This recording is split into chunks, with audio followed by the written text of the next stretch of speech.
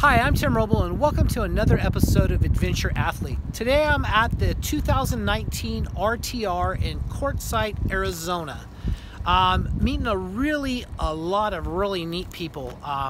There's people from all walks of life, some people that are full-time and some of us that are out here trying to figure out a transition from maybe a brick and stick house to a more nomadic lifestyle. For me and my wife, I don't think we're going to ever be able to do this, at least in the next 4 years, full-time. But that may be something in the future. But my plans are to be nomadic a couple of weeks out of the month.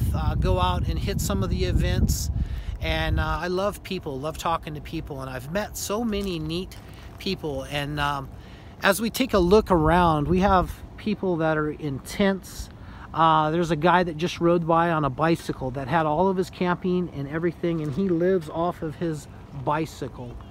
You have people that are living out of Priuses, Class C's. I think there is one Class A motorhome up the street. A lot of vans, but we see a lot of diversity in rigs out here. Really neat to see the mindset. They have seminars at like 10 and 2. They got a schedule of different things that they're going to talk about. Having a really good time. I wish I was out here for the full 2 weeks, but it is what it is. I'm taking off tomorrow morning to go head out to my dad's and spend some quality time with him. Why I'm thinking about it, let's talk about the truck and some of the changes that I've made. So far the truck is holding up and working really well. Off-road, the suspension is amazing on it. I just brought with me my bicycle, and we'll go over here to this door. I brought my one-wheel electric skateboard, and it just so happens that it fits down in one of the ports that I cut for storage. So that's a neat place to carry it, and I just put the little cover here. Probably since the last video, I've done carpeting and kind of got this bulkhead secured a little more. Still has a little bit more finishing. That's kind of the last touches. That and an awning. Hey, thank you so much. Since I've been here, man, I've missed meals, and people have been so positive about coming out and wanting to talk to me about the truck that it's just been a really a really humbling experience. So thank you guys so much. But I'll take you inside. So I had my bed, while I'm thinking about it, I had my bed set up with a sleeping bag, and that didn't work out as well as I had liked last night.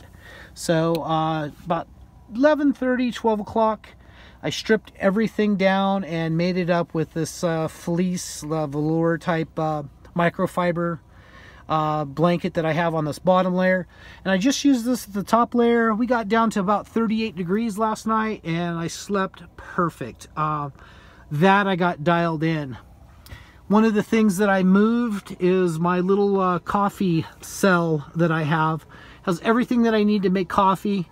My pour over, my tea kettle, coffee grinder, and everything, and I boil it up and make my coffee right over here. So that works out really good as a cell, but I had to move it because it was right above the sink. And what was happening is I hit my head on it like 3 times. I was like, you know, get your cordless drill and move it. So still making little changes inside, you know, and as you kind of go down this process, you just kind of figure out what's going to work well for you. One of the things that I am super happy that I did was do this slide out drawer. And for those of you that haven't been watching, this is a 4-foot basically drawer that sets up, carries all of my clothes. I got a lot of my cold winter and summer gear in here, so I'm 100% up. I have my motorcycle riding gear, stuff for my mountain bike, and you know, the cold weather stuff takes up a little bit more room because of the cold. Let's see, some of the other changes I did is I brought a Coleman heater and I brought a little Buddy heater. Last night when I fired both of them up, The Coleman took a little bit to get going, and it wasn't putting out the same amount of heat as the little buddy. So this morning I got up and I thought they have a donation tarp here, and you can donate or take things off the tarp. You put it on the tarp, stuff you're not going to use, you're not going to take, you donate it. So I was going to do that, but I've had so many people that have come by and talked to me and kind of established a, I'll say, a quick relationship with. Once again, a lot of really neat people. So I wanted to kind of give the heater in a sleeping bag to somebody that could really use it. There's some people here that really don't make a whole lot of money, and they could use a little bit of help. So I wanted to make sure it went to a guy. Came over this morning that I talked to yesterday. I said, "Hey, how'd you sleep last night? Do you happen to need a heater?" He goes, "Yeah, I could use a heater." I said, "How about a sleeping bag?" He says, "No, I got a sleeping bag. I'm good on all that, but I could use a heater." So I gave him the heater.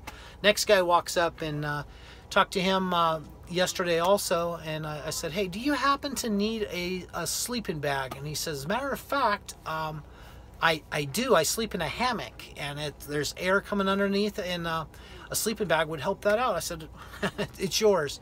And got to talking with him, and I went and did a little tour of his bus, and he's been on the road for just about 2 weeks, but he's got a lathe and a mill inside of his bus, and I thought that was incredible. He's still working on building it out. He's full of tools. He's got stock, but he just basically packed up everything and went on the road.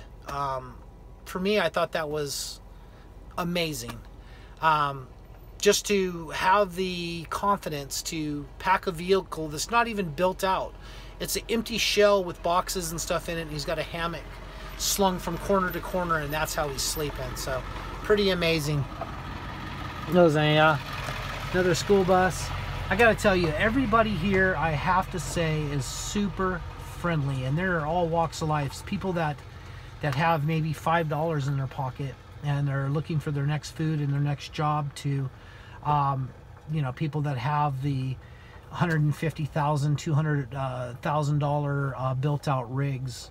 One of the things I'll say is I have noticed that there is a lot of Canadians here. Probably half of the people I've met are from Canada, and man, some of the nicest people you'll meet.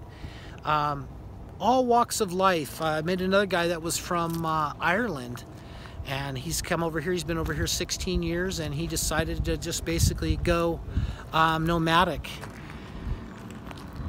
One of the things I really like about this courtside area in this camping is you can see, like in the distance, we have these saguaros, and they are all over the place. Once again, all walks. You know, got a little adventure trailer with a kayak on the roof there. The diversity of the rigs here is really, really cool. For any of you guys that were thinking about maybe coming out to the RTR, I highly recommend it. Nothing to be scared or fearful about. People, for the most part, are outgoing, and even though that they you know, maybe camp a little bit away from you or whatever, they are very, very, very friendly. And this is very well laid out and very well done. So cheers to Bob Wells to pulling off a very, very neat event. I just think this is, I heard it was life-changing before you come out here, and I really do believe it is. I wish that I had my wife with me, and we could figure out a way to do this full-time, because it's that cool. You talk to these people that are on the road and documenting their journey, and it's just amazing. It would be amazing to be out every day to mountain bike or one wheel, or go for a hike or kayak. It's all possible when you're doing this type of lifestyle. Talking to people that my common questions is, what do you do for income? How much does it cost you to live every month that are doing it full time? I just got done talking to a lady that came down from Oregon, and she's living off $250 a month. Of course, she doesn't travel a long distance, but she says she spends $100, $125 on food, and you know, another 70 or so on her cell phone bill, and a little bit of money on insurance. There's another cool rig while I'm talking, dog hanging out the back. A lot of people traveling with animals. I love animals, but for myself, I want to be able to not be tied down to having an animal with me and doing some, having to take care of something else. It's tough enough to take care of yourself out here. That's going to be it for now. I just wanted to share my thoughts, just kind of a random vlog, and get some thoughts down. But it's still early enough. If you're thinking about doing an RTR, which stands for Rubber Tramp Rendezvous, these are the people that are living a nomadic lifestyle. Really neat. But there's people out here that just camp, and it doesn't take much. I talked to another guy that flew in, got a rental car, stopped by Walmart, picked up a tent and a sleeping bag, and he's out here doing it. So he wanted to get the knowledge from people and network. So neat place to do it. I'm gonna leave that for now, right now, where we're at. But I thank you guys so much for watching my videos. I appreciate each and every one of you. If you like this type of thing, please hit like and subscribe. I got a lot of events coming up with the adventure truck now that we have it built out, and the adventure trailer for the side-by-side to go on is about 95% done. Rain had prevented me from finishing it, but it will be done for February 1st for the King of the Hammers event. So stay tuned to that. I'll have a video coming to you every day there. Tim Robel on Facebook and Instagram. Robel is the last name. So yeah, if you like that kind of thing and you want to follow me, please do. And I will be doing some Facebook Live from the Hammers February 1st through the 9th. So stay tuned for that. I'll leave that here. I'm Tim Robel. Thank you guys for watching, and I'll catch you here next time.